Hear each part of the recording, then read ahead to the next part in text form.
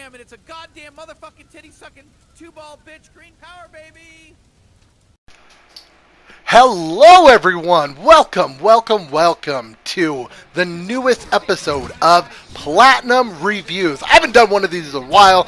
I'm just going to throw that out there and say that because I have not done one of these since like 1942. So it's been a hot minute. So for those of you that don't know, a Platinum Review is after I play a game, I platinum it, then I give you guys a review. That way you get a full review, you know, every in and out of the game. I kind of tell you how hard the platinum is, and then just kind of give you what I think of the game after really putting in some work. You know, a lot of these reviews out there, they play the game, they beat the game, and that's it. They don't go exploring all the shit. They don't feel everything that the game has to offer. So I'm going to do that for you. Also, sorry ahead of time if you hear some children in the background. My kids are here, and they like to talk and be loud. They don't listen. It's children thing. So, yeah, we're going to jump right into this. Today, we are reviewing Trover Saves the Universe. This is a PS4 exclusive. It might have came out on PC. I don't know, but it's on PS4. Now, this is a PlayStation VR game, but one of the cool things about this is you don't need the VR to play it. You can play it with your controller. When this first got announced, they didn't announce the controller support. So I was a little bit bummed, and then later on they were like, oh, hey, you don't need the PlayStation VR if you don't really want it. So I thought that was really cool. Picked it up. It's only like $30, so definitely check it out. So, Trover Saves the Universe is from Justin Roiland. Might have pronounced his last name wrong, but you get the picture. He is the creative mind behind Rick and Morty. The cool thing about that, too, is a lot of characters and voices from Rick and Morty, not characters, but a lot of the voices from Rick and Morty, like Morty and Rick, you'll hear them in Trover Saves the Universe. Justin Roiland, his last game was virtual Rickality. It was a Rick and Morty game, so you know, that was just pure VR, so I'm kind of glad this one isn't just pure VR. But yeah, his company Squanch Games. If you like games like this, check out Squanch Games. I haven't checked out any of the other stuff, but pretty sure it's around the same humor. So if you're a fan of Rick and Morty, this is definitely a game for you. It has humor. It has a fairly decent story. It's a story that's been done before. Pretty much some bad guy takes over the universe and goes to destroy it, and you have to go and save it. But a lot of the humor from Rick and Morty is in this game. You have a lot of that same, you know, dry, funny humor. They have collectibles in the game, too, where you can collect them to upgrade your character, to upgrade Trover.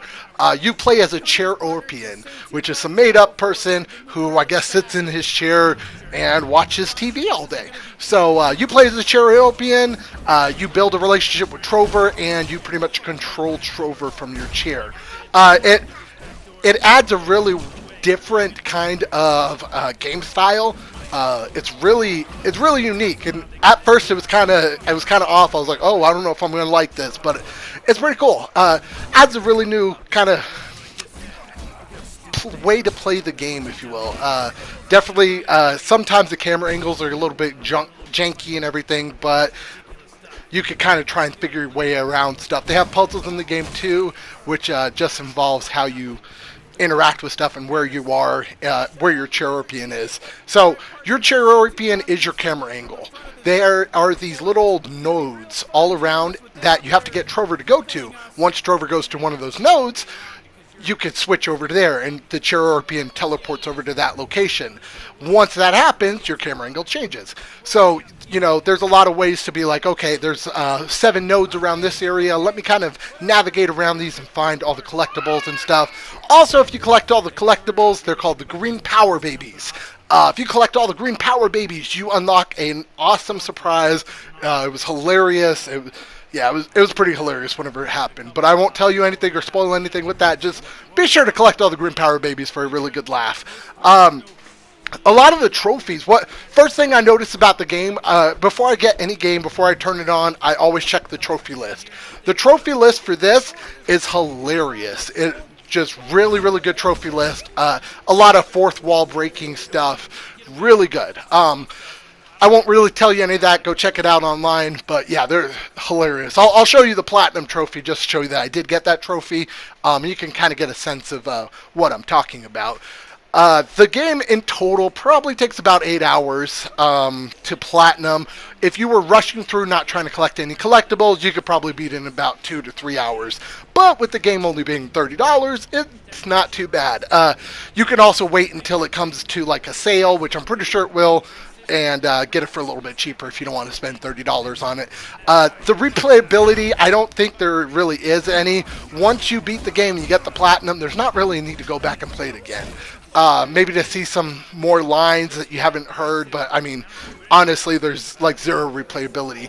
They did say there's a part in the menu where it says that there's hot new free DLC coming soon. So they haven't said what the DLC is, when it's coming, anything, but it is free. So that's something to look forward to too as well. So the game, if I had to give it a grade, just based on everything I've played and everything with the game, I'd probably give it about a 7.5 out of 10. It's a really nice short adventure game, really good platformer. The story's really good. The comedy is hilarious. Their action seems pretty good. Overall, it's a good game. It's not great. It's not amazing, but the comedy makes up for it. It's really funny stuff. A lot of things that'll make you laugh. For the trophy difficulty, I'd probably say a 3 out of 10. It's a really easy trophy, really easy platinum. The hardest trophy in the game, there's a basketball goal over a trash can, and you gotta navigate your Chairorpian to point at a correct angle for the trash to bounce it into the trash. You have to do that 100 times for one trophy. That trophy alone took me 1 hour. Literally a whole hour. It's on my stream, on my Twitch channel. You can watch me do the whole thing, and that shit's boring as fuck. So, I mean, there's not really any content there to watch, but, you know, if you don't believe that it took about an hour, it literally took about an hour. So, yeah, that's by far the hardest trophy.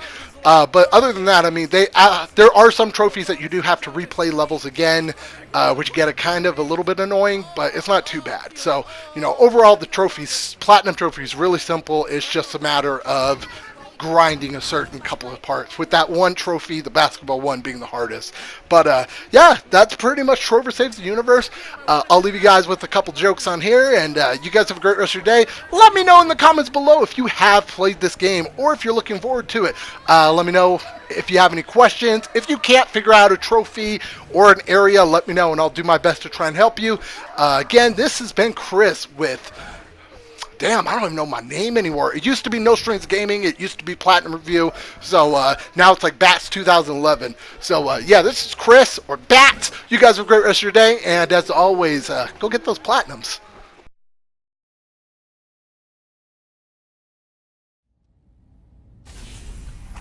You've seen his lighthearted comedy on Flame Shack.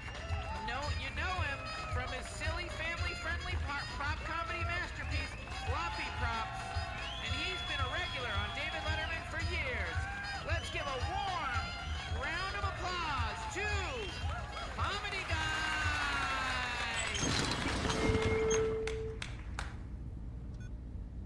Oh my God! He hung himself! You know, he always joked about it, but I just thought he was doing a bit. Jeez, do you know how fucking hard this has been for me? And now I have to deal with this? What am I, the guy from 127 Hours? Did you see that movie? The guy got the shaft. Big rock fell on his arm. This is 127 hours, plus an extra hour. 128 hours of me getting screwed.